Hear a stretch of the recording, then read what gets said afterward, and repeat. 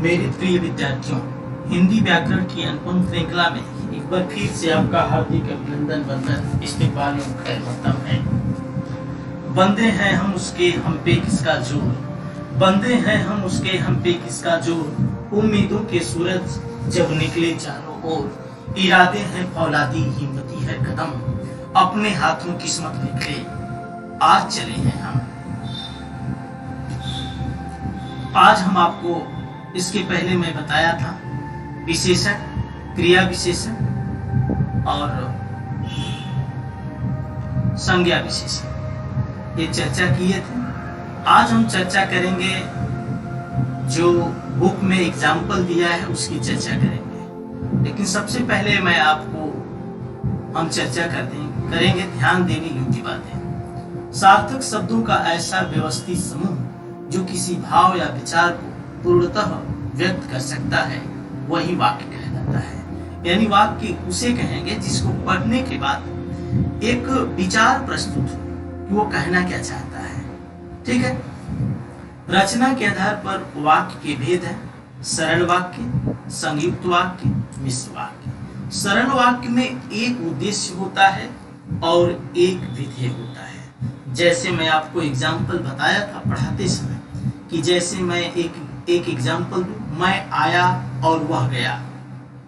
ठीक है, मैं आया और वह गया, तो इसमें मैं क्या है, एक उद्देश्य है। ठीक है, मैं करता है, मैं क्या, जैसे मैं यहां लिखता हूं, मैं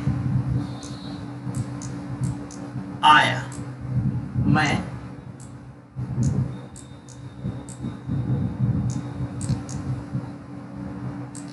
आया।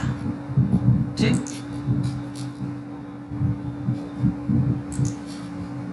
मैं आया। ठीक, अब इसमें देखिए, मैं क्या है, करता है, और आना क्या है, क्रिया है। तो मैं उद्देश्य हो जाएगा और आना क्या हो जाएगी, क्रिया, यानी उसे हम विधेय कहेंगे। यानी सरल वाक्य में एक उद्देश्य होता है और एक विधेय होता है। मेरी बात समझ में आ गई? ये आपको समझना है, यही परीक्षा में आता है। सरल वाक्य दे देगा, उसको संयुक्त वाक्य में बदलना है। संयुक्त वाक्य दे देगा, उसको सरल वाक्य या मिश्र वाक्य में बदलना है। अब संयुक्त वाक्य किसे कहते हैं? संयुक्त वाक्य दो या दो से अधिक स्वतंत्र उपवाक्य जो समुच्चय बोधक अव्यय द्वारा जुड़े रहते हैं। यानी बीच इसमें एक से अधिक उद्देश्य हो सकते हैं, एक से अधिक विधेय हो सकते हैं, दो सरल वाक्य हो सकते हैं जिनको बीच में एक समुच्चय बोधक होता है जो जोड़ने का काम करता है। ये संयुक्त वाक्य को पकड़ने का पहचान है। जैसे मैं एग्जाम्पल दूं, मैं आया और वह गया, तो मैं आया सरल वाक्य, वह गया सरल वाक्य। ठीक है, दो सरल वाक्य को बीच में समुच्चय बोधक जोड़ता है। और मैं आया और वह गया, और क्या समुच्चय बोधक है। अगर दो सरल वाक्यों के बीच में एक समुच्चय बोधक वाक्य है, एक समुच्चय बोधक शब्द है, तो समझ जाइए कि वह वाक्य संयुक्त वाक्य कहलाएगा। राइट, ये आपको पकड़ना है। और इतना ही सरल आता है, जितना बुक में क्रिया विशेषण क्या क्या दिया है वो जानकारी आपको चाहिए, वो चीजें आती हैं, लेकिन उतनी कठिन नहीं आती है जितना आप समझ रहे हैं। अब मिश्र वाक्य किसे कहेंगे? एक प्रधान उपवाक्य होता है, ठीक है, अन्य आश्रित उपवाक्य। प्रधान का मतलब कहने वाला। गांधी जी ने कहा था सदा सत्य बोलो, तो गांधी जी क्या है, प्रधान वाक्य हो जाएगा। और गांधी जी के जो वचन हो जाएंगे वो आश्रित उपवाक्य हो जाएंगे।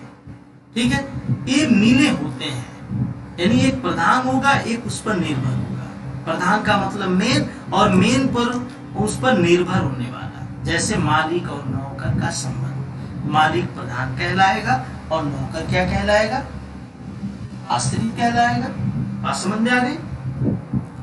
तो आइए मिश्र वाक्य का भी एक एग्जाम्पल मैं आपको बता दूं। मिश्र वाक्य का एग्जाम्पल मैं आपको बताया था, बस आपको यहाँ समझना है। जैसे मैं कहूँ मैं पढ़ाई कर रहा हूँ और तुम जोर जोर से टेप बजाकर मुझे डिस्टर्ब कर रहे हो, ये आपके बुक में दिया है।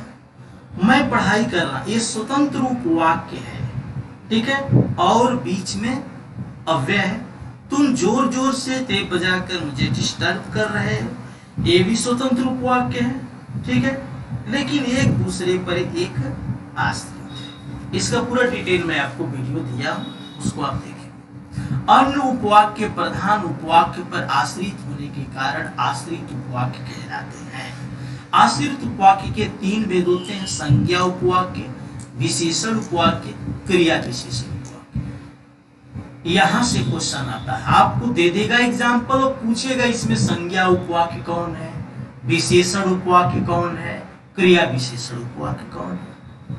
मेरी बात समझ में आ गई? एक तो यहां से क्वेश्चन उठ जाएगा और एक क्वेश्चन सरल वाक्य, संयुक्त वाक्य, मिश्रित वाक्य देगा। आपको पकड़ना होगा इसमें कौन सरल वाक्य है, कौन संयुक्त वाक्य है, कौन मिश्रित वाक्य है, राइट। इस तरह आपको करना क्या है, ये जितने भी एग्जाम्पल पहले बुक में दिया गया है, सारा एग्जाम्पल आपको व्यवस्थित और ठंडे दिमाग से सारा एग्जाम्पल आपको पहले देखना है। झूठ बोलने वालों को कोई प्यार नहीं करता, यह सरल वाक्य है। अब मिश्र वाक्य कैसे बनाएंगे, ठीक है, तो ये सारी चीजें दी गई हैं। इसको आप पहले जितना पढ़ाया गया है उसको दिमाग में बैठा कर ये जितना भी एग्जाम्पल दिया गया है इसको समझने का प्रयास कीजिए। इसके बाद जो आपके बुक में इसके बाद प्रश्न है उस प्रश्न को हल करने का आप प्रयास करें, राइट। तो इस हिंदी व्याकरण की अनुपम श्रृंखला में आज बस इतना ही।